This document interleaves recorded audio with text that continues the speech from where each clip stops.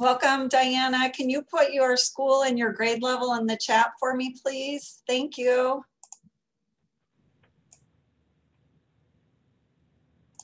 Well, I think we are going to go ahead and get started. So good afternoon, and thank you, ladies, for joining us.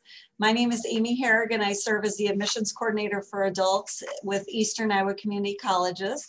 I'm located at our downtown Davenport urban campus. I'm going to let my colleague introduce herself, and then I'm going to introduce our speaker this afternoon. Hi there, everybody. My name is Erica Ewert, and I am what's called an intermediary. My main role is to be the connector of business and industry with middle and high school students, like yourselves, to create work-based learning opportunities.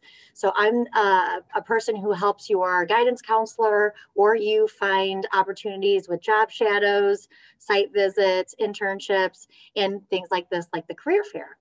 Thanks for being here. Terrific. So I'm going to introduce our speaker today. We have Kim Garden. She is an emergency department registered nurse at Genesis. She's been a nurse for 30 plus years. She's now practicing for the past 25 years in the emergency department in various hospitals, both in the Southwest and the Midwest. She considers herself mainly an emergency room nurse, although she does have experience in critical care, intensive care unit, the cath lab, and also as a nursing supervisor.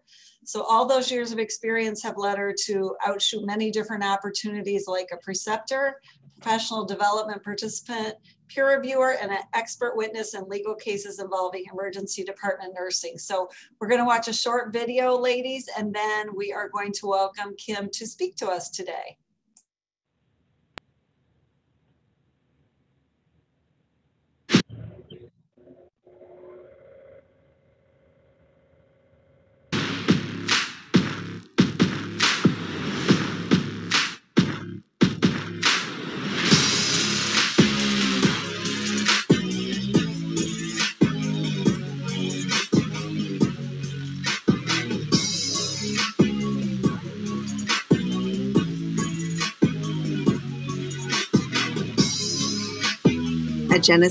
At Genesis, we're in this together. At Genesis, we're in this together.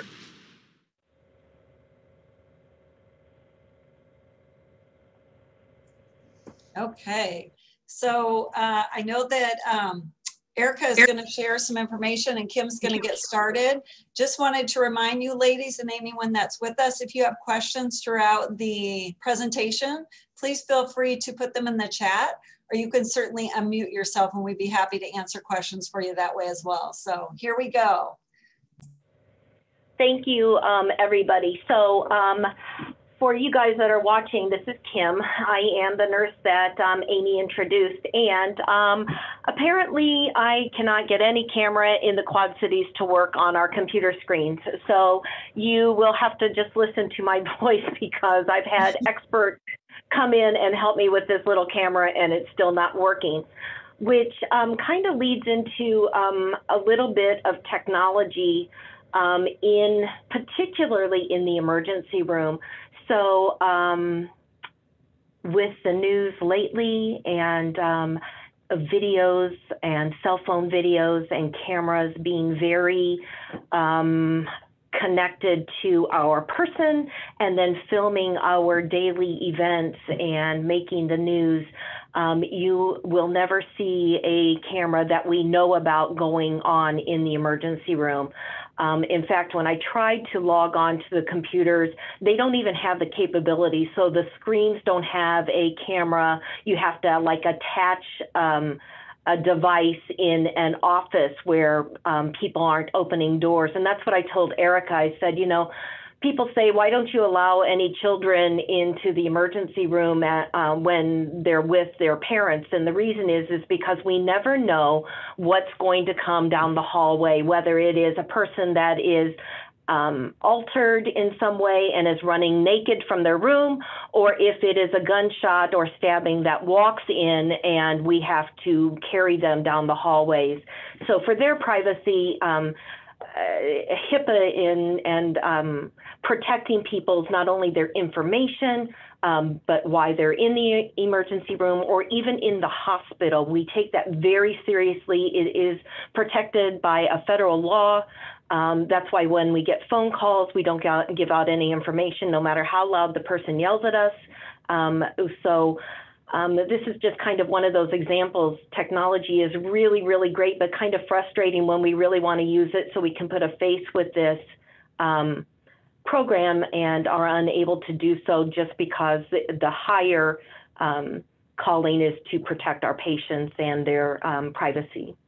So I have been doing this a very long time, and I've been to many conferences, not so many Zooms, but if you have any questions, please just interrupt or chat, and I will try to answer them along the way.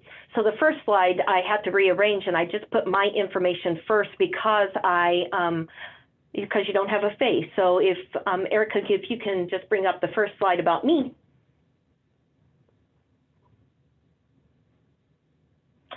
So my dad was a doctor and my mom was a nurse, so I always thought that I was born a nurse. When I was in kindergarten, our show and tell day, I took a mannequin and tried to teach my 5-year-old classmate CPR.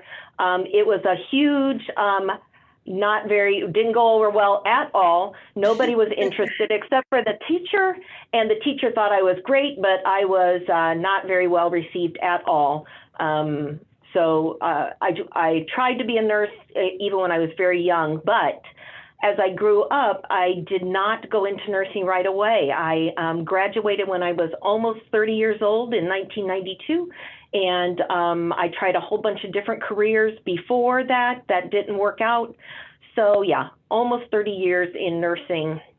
And the 4 years that I was in nursing school, I worked in a hospital and I was a telemetry monitor tech. And back then they had student nurses that could shadow a nurse and get paid, which was awesome while we were learning. So tack on another few years.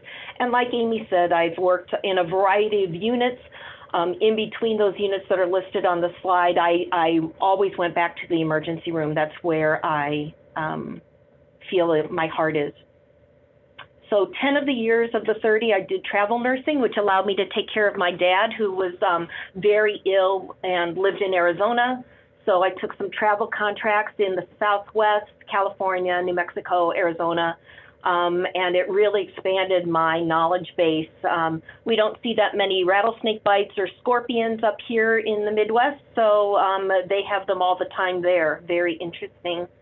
After 9/11, which was before any of you guys were born, I joined a Iowa disaster response team. Anthrax was a big problem back then, and we developed a team of nurses and doctors that would be able to respond if there was any kind of outbreaks. And then a couple of awards that I was really proud of, Nurse of the Year runner-up, and then a DAISY Award, which is for being nominated by a patient or a patient's family. It can be a coworker too, but it's very, there's stories attached to those awards that will live with you forever.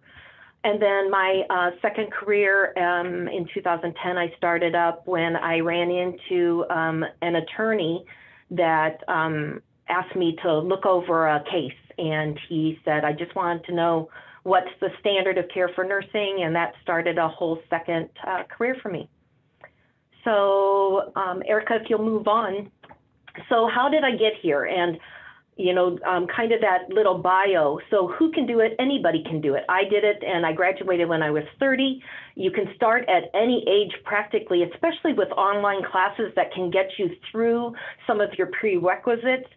And there are all kinds of nurses. I mean, if you look at everybody thinks hospitals or doctor's offices, but there's nurses in schools. There are a multitude of nurses caring for people in their homes, not just people that need help walking around, but very critically ill children and adults that prefer to have their care in their home. So they have their ventilator in their home, they have their dialysis machines in their home, so that they can stay around their loved ones.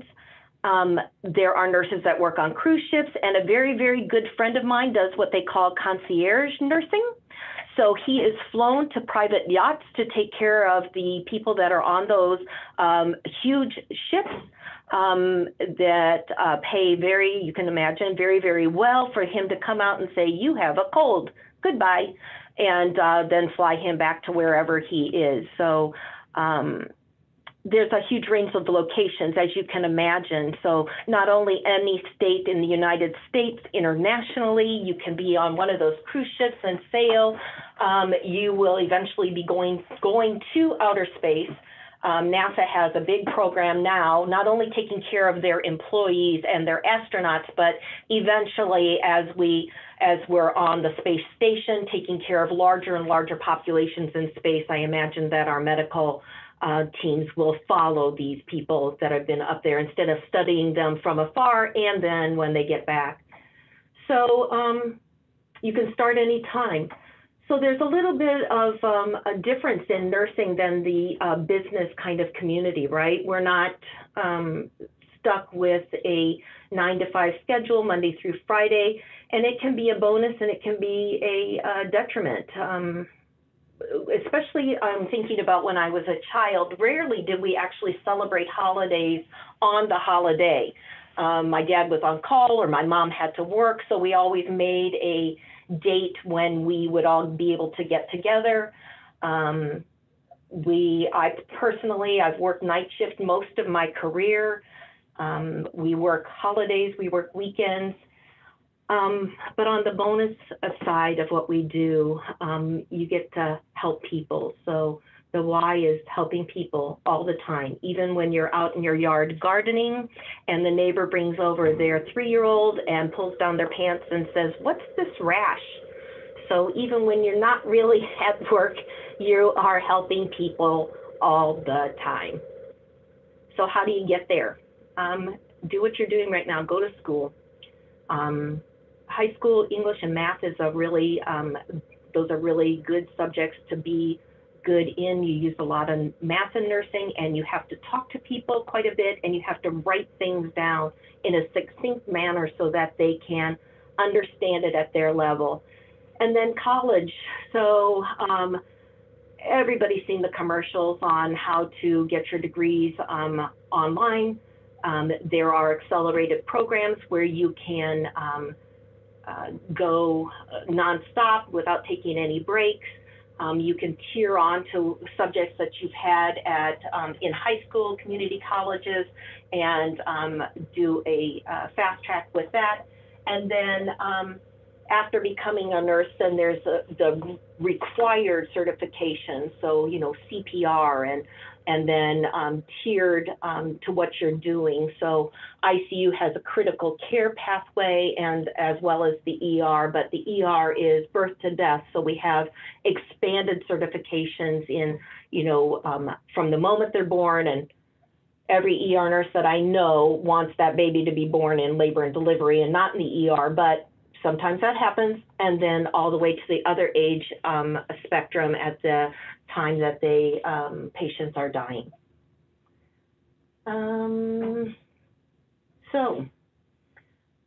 Possibilities. It's as much as you can imagine. So most nurses think that they are going to go into management after they leave the bedside, but management can be in ambulances, it can be at airports and airlines, like I said, the cruise ships.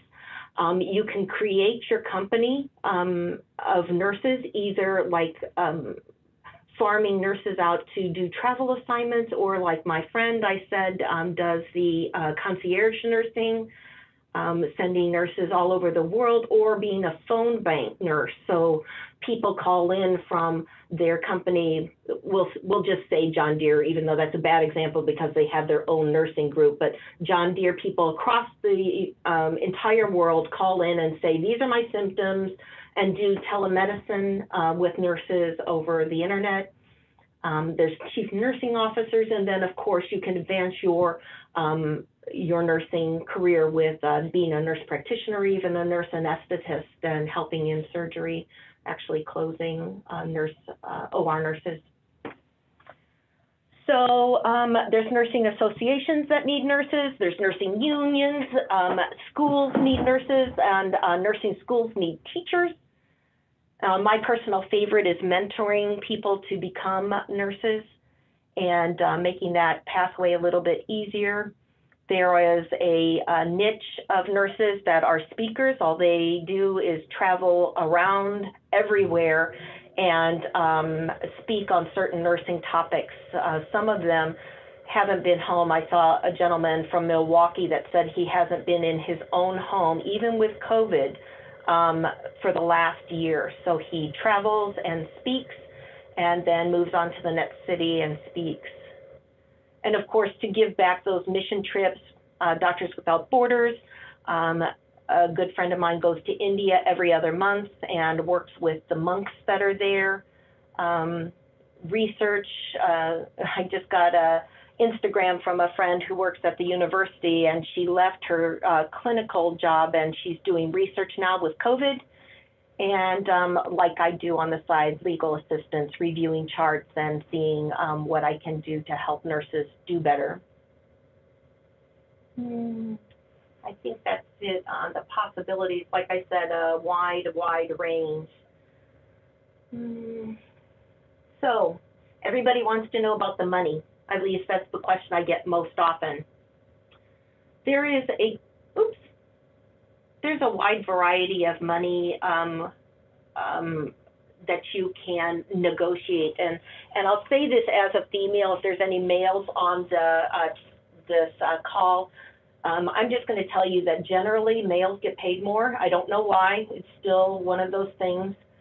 Even in nursing, which is predominantly a female, they're paging overhead.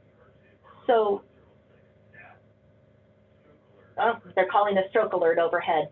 So that means everybody's running right now to that room.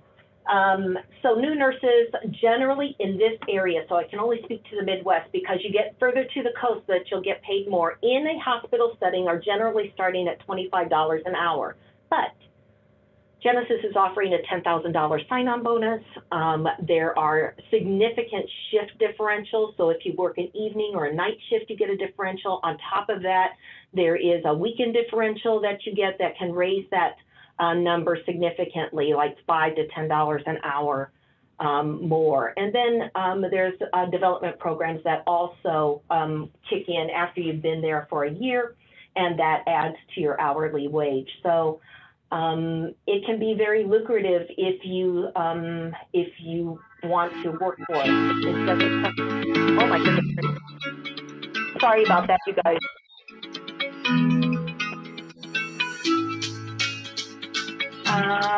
I'm unsure how to get this music off of here. Can you guys hear that too?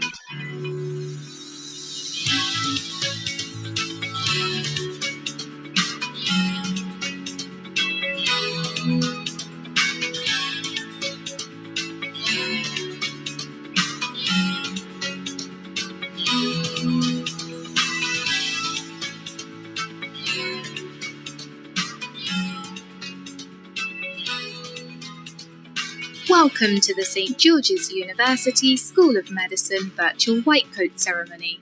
The tradition began in 1993 when the Arnold P. Gold Foundation created the white coat ceremony at Columbia University's College of Physicians and Surgeons to promote humanism in medicine. With guidance from the Gold Foundation, St. George's University School of Medicine initiated its own white coat ceremony in 1990.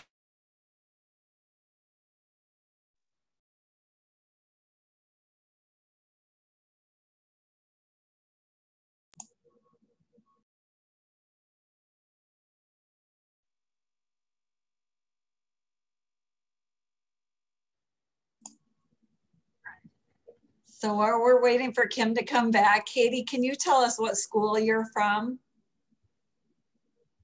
Yeah, I go to Marquette. Marquette as well. I'm a freshman. Freshman. Okay, great. Thank you. Can you hear me?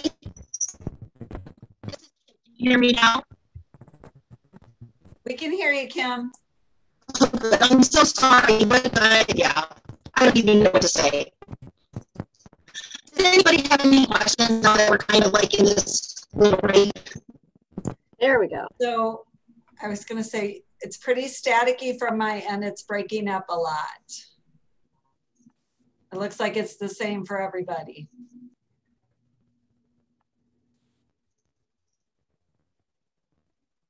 Okay, is that better, everybody?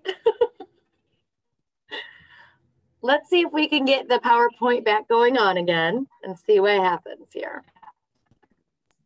Thank you, ladies, for your patience.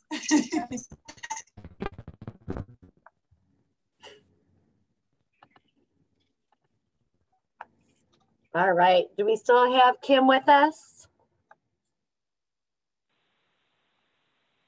Can you guys hear me better now? Now we can hear you. That was much better. Thank you. So I'm on my cell phone, so bear with me. No, you're good. We're ready. Okay, so money. I think that's the bottom line. People want to be able to pay their bills. They want to be able to live comfortably, but there are some benefits that are not monetary, right? So there's like travel, conferences.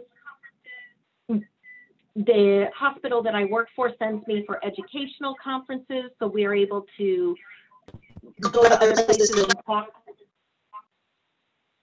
with other nurses. And then you get a good feeling from people about taking care of them. There's a feedback from families and patients that are just genuinely grateful.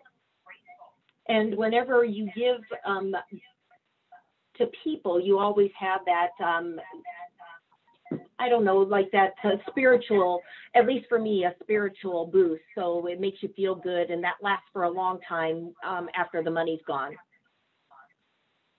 So our hospital also has a health promotion program where we try to take care of ourselves in the best way that we can. It's self-serving, right? The better the nurse is healthy, the better that they work and less sick calls. But everybody should participate in something that makes them, makes the shell that we're in, our bodies, the best that they can be. And the best friends I've ever had in my entire life has been through this career, not only just because we share a common vision, a common core value of taking care of people, but just because they're awesome people. I think we can go to the next slide, Erica. Yep. So on the downside is the workplace hazards, blood-borne pathogens. A pandemic that you guys have seen has been well documented in the news. It has been emotional draining. I don't remember a time, even when we had a slew of AIDS patients, that nurses have been so emotionally drained, and it leads to a lot of stress-filled hours. We rely on our family and friends to kind of boost us during this time. This is very long, generally long shifts, 12-hour shifts, and depending on your commute, that makes a long work day. And the shift work is difficult for some families. For me personally, working the night shift allowed me to be with my family more. I could have dinner with my family, go to work. My husband would put the kids to bed. I'd come home, we'd have breakfast, they'd go to school, and I'd sleep. But it's physically difficult, and nursing has been known to have a high number of work-related injuries, hence keeping your body healthy.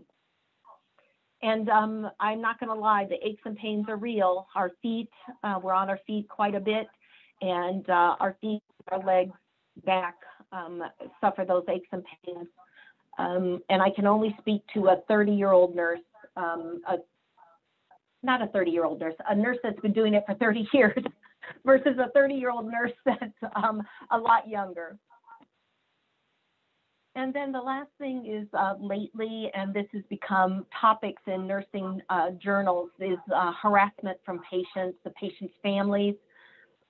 I don't remember ever in my career when I first started that I felt like I was being threatened like I have lately. It's difficult. So what's a day like? We come in and kind of chit chat and then do a team huddle to find out what the newest things are, especially with COVID being ever changing. So we start our shift with a team huddle, and I get a report on my patients from the nurse that had them before me, and prioritize their care. You do the tasks and take the time for your most critical patients. So being attentive, knowing what certain disease processes look like, and then anticipating the needs of patients and the doctors. The emergency room is one of two areas, the other being procedures like OR or endoscopy, where you have your doctor right there. You don't have to call and wait for them to call you back and then have a conversation. Your doctors are right there that you can interact with them minute to minute, which is it's a great thing to be able to have your colleagues right next to you. Those chores, those tasks, and that time management all is about stopping bleeding, starting breathing, keeping hearts beating, and you do that repetitively all day, every day when you're on shift.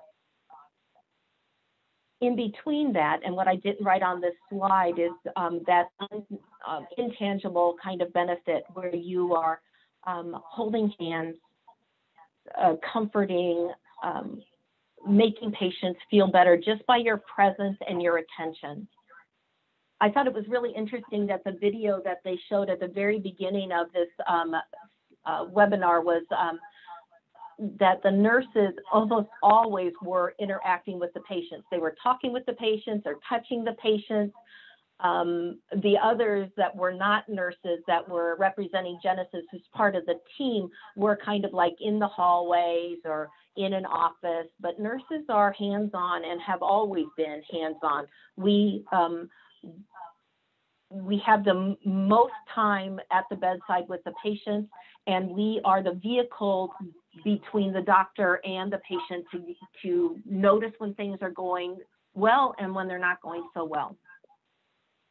So it is continually evaluating and reevaluating what you're doing and how it's working, and then being quick and flexible as possible, because our environment in the emergency room is ever changing. What you think you're going to walk into when a person says that they have a toe pain might, when you take off that bandage, actually be an amputation, a wound, bugs. So it's a little bit of everything, and we always care. So the continuous question is, do you need anything else before I leave your room? And then caring about each other. We make it an effort at our department to have Sunday family dinners. And by that, I mean we bring food for each other. So we have at least one hot meal that day. I think it's really important that we take care of ourselves, because I think that gets shoved to the bottom of the list, and you can't pour from a cup that's empty, right? So you have to take care of yourself. So if you're still interested after all of that, I did not mention that you have to be able to go 12 hours without taking a bathroom break, and you have to be able to go take your quote unquote break, which means eat your Thanksgiving dinner in 10 minutes or less. Most of the time that is not the case, but it can be. So be aware, the emergency room does not stop for your bladder. So if you are still interested, and I hope that people are, because this field is opening up so much with this pandemic, we are in desperate need of nurses.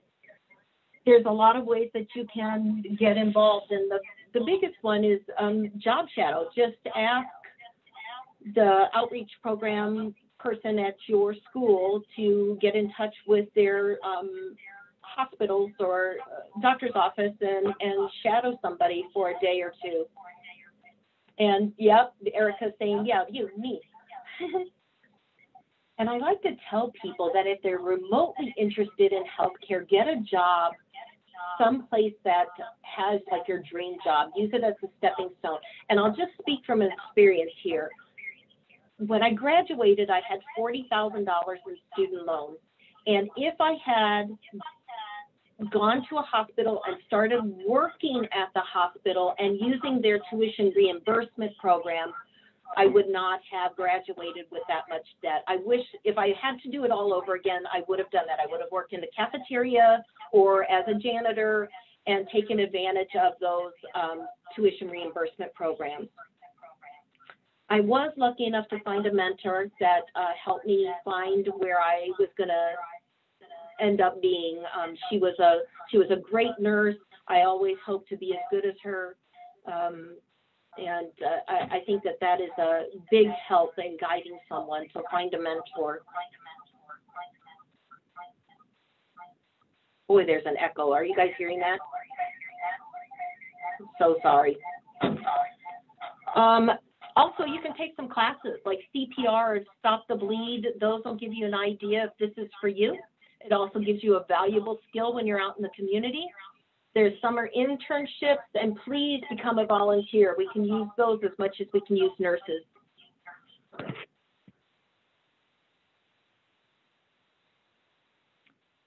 And that's all I have. That was a lot in a few minutes.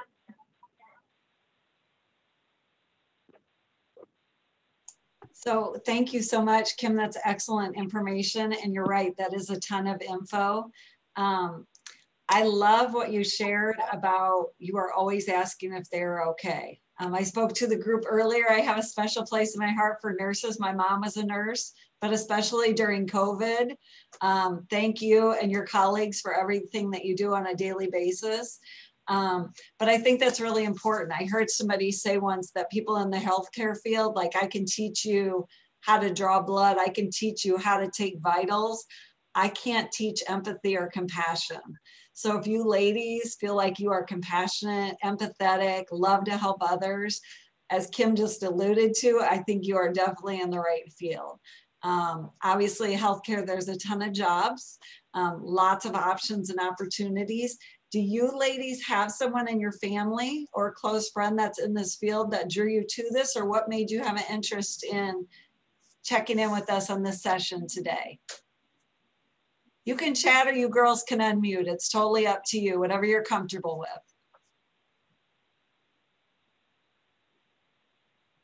I have some cousins and stuff that are doctors. Awesome. Thank you for sharing, Kaylee. My aunt's a nurse practitioner. Fantastic. So you guys have had some firsthand experience. That's great. Thank you for sharing.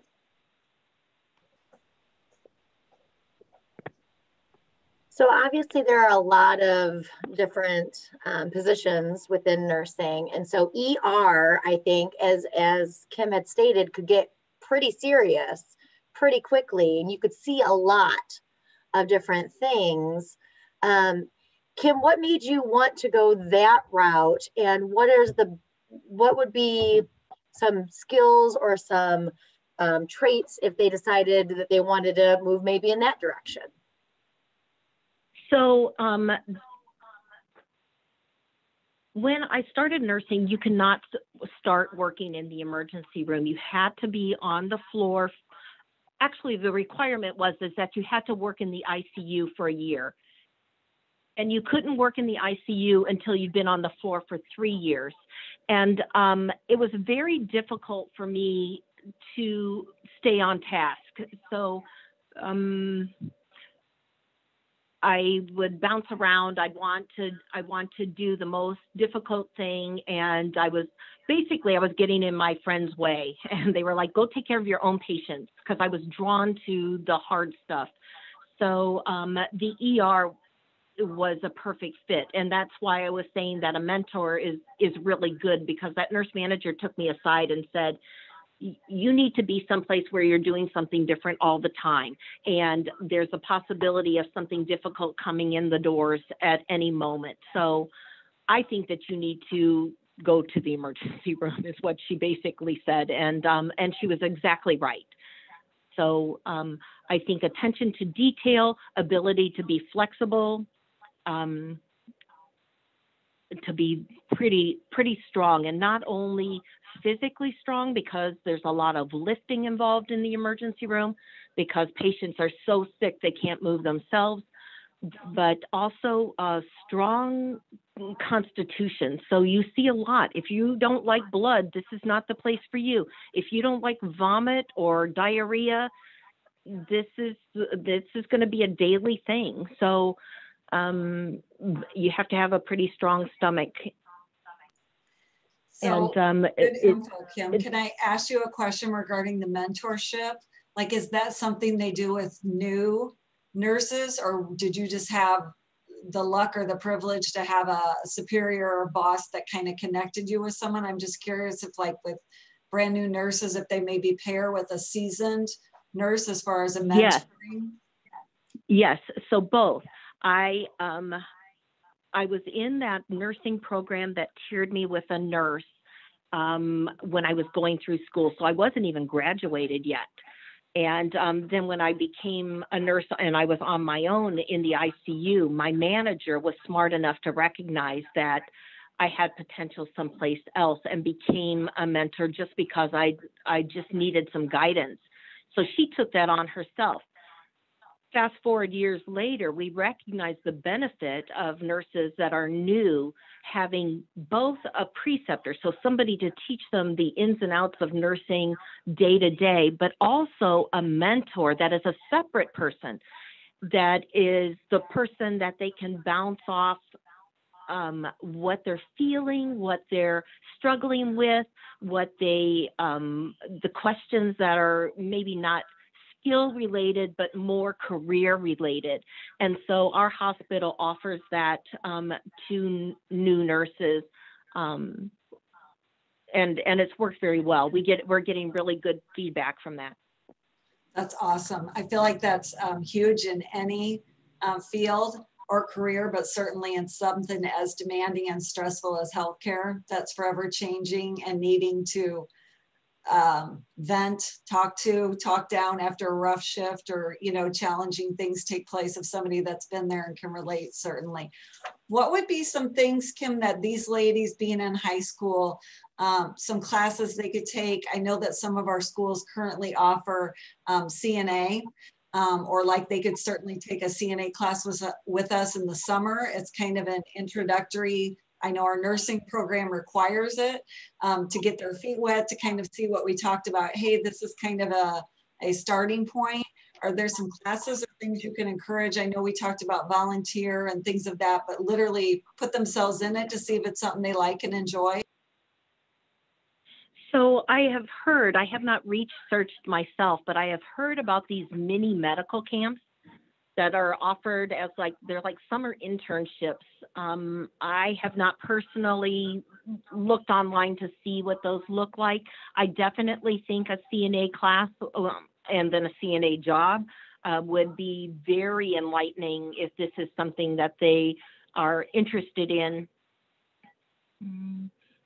And as far as like actual classes, I'm not really sure that the ambulance service, there was a time when they were needing, I don't want to say drivers, but like basic life skills, life support people that were helping on the ambulances. And I believe they were the drivers, but were assisting in a basic level with ambulance calls. So that might be an avenue also, besides really like that CNA will just give you a great background, and a job in being a CNA will open your eyes to nursing for sure. Sure. So a couple other things, and maybe you ladies have done some research or your homework and found some different things, but healthcare, I feel like, as Kim has shared, there's so many different options and opportunities. I mean, at our college alone, we have everything from nursing to radiology to dental assisting to surge tech to CNA, phlebotomy, you name it. But having said that, I think, like you say, if you kind of start to connect with your counselor and or teacher and Erica to set up some of these job shadows, sometimes, like Kim talked about, if you don't like puke and vomit and, you know, whatever, that sometimes finding out what may not be a route for you might direct you to another place or another avenue within healthcare. A couple of things. I don't think you can go wrong with anything healthcare right now. There are jobs galore. Kim spoke about the benefits. And I can agree with this because I have an education degree. So I don't go into that. You don't go into nursing to, you know, clearly nursing, you guys have the potential to make a lot of really good money. Again, first and foremost, that you're helping and doing something you love and enjoy. But she spoke about the tuition. And I've talked to so many nursing students and healthcare students that literally, like Kim shared, with the tuition reimbursement or these amazing sign-on bonuses, like $5,000, $10,000, and you sign a piece of paper and say, I'll work for you for 2 or 3 years. Oh my gosh, I missed my calling. But, you know, I think that's really important to find out, not only like, okay, again, we want you to be successful. We want you to be doing what you're doing, but also if they're going to assist you and pay for classes and, you know, help you maybe look at other options. I want to be a manager. I want to be a supervisor. I want to teach all these different avenues with additional training, right? And one of the few areas that will work around your school schedule.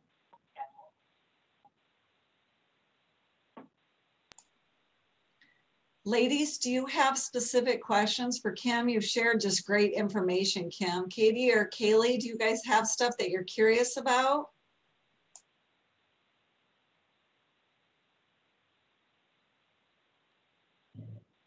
Oh, Kaylee says, what made you want to become a nurse instead of a doctor? Liability.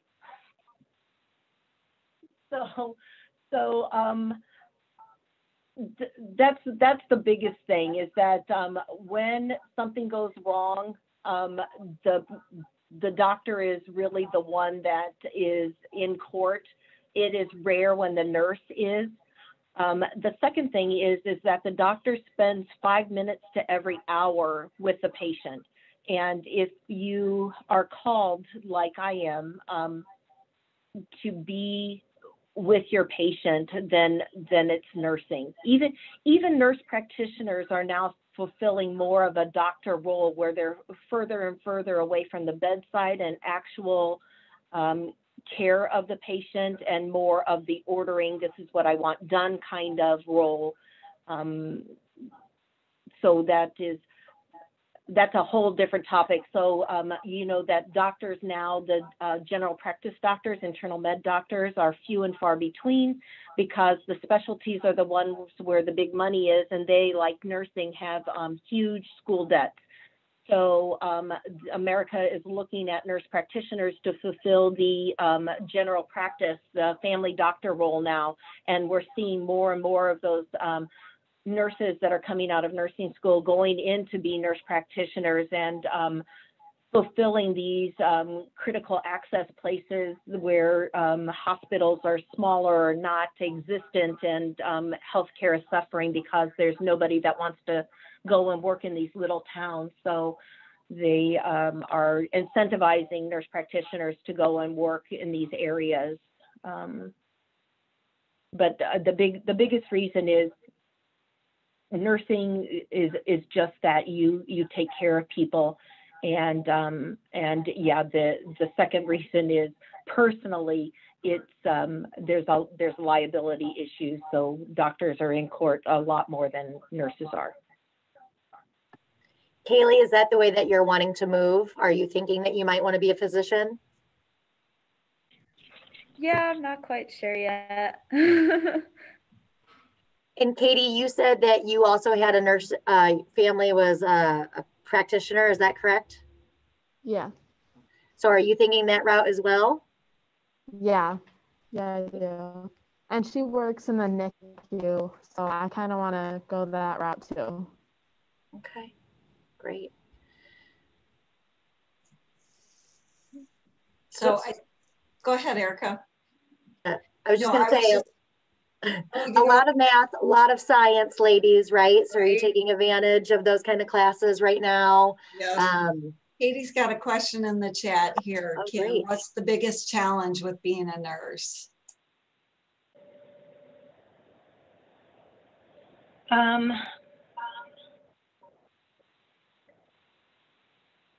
I would say that the emotional factor is the biggest challenge right now. It's followed closely by harassment and volatility. I can only speak for the emergency room. I don't think that there is as much violence on inpatient units. But because nurses are at the bedside as much, we are the target of anger and fear and drugs and alcohol. And when people grieve and it's a sudden emergency, it can come out in a violent way. So emotionally, right now that's taken a bigger part in my life, mainly because there is such a time constraint. I feel like I am unable to spend as much time with my patients as I would like to, and that weighs heavily on my heart.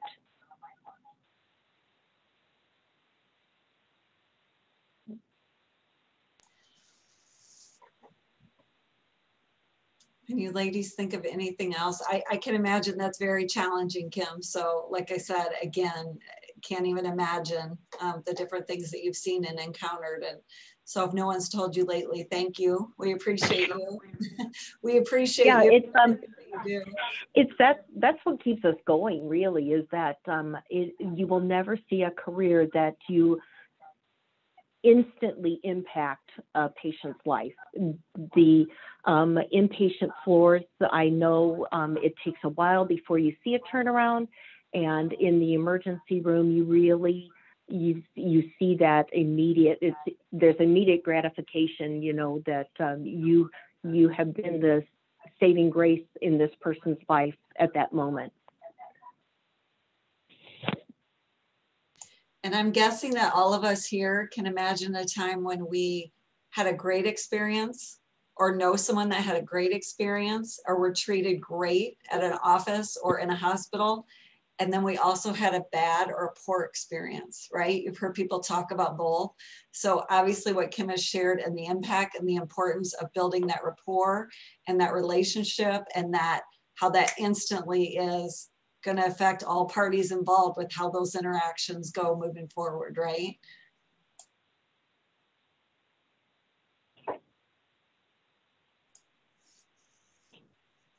Anything else you guys can think of with Kim, our expert, that you would like to get some additional info?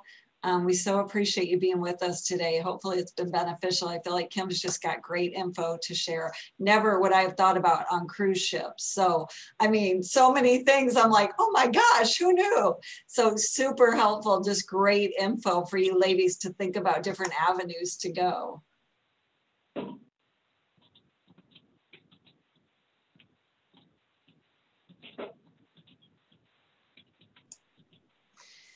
Well, if you ladies don't have anything else, I would just say a huge thank you to Kim. Thank you ladies for joining us, and to your counselors and teachers for tuning in and getting you the info and joining us.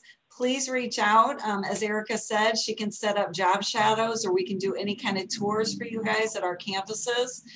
So if we can help you at all moving forward, we're happy to do it. Okay.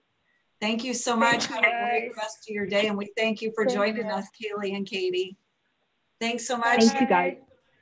Kim, thank you so much. Thank you.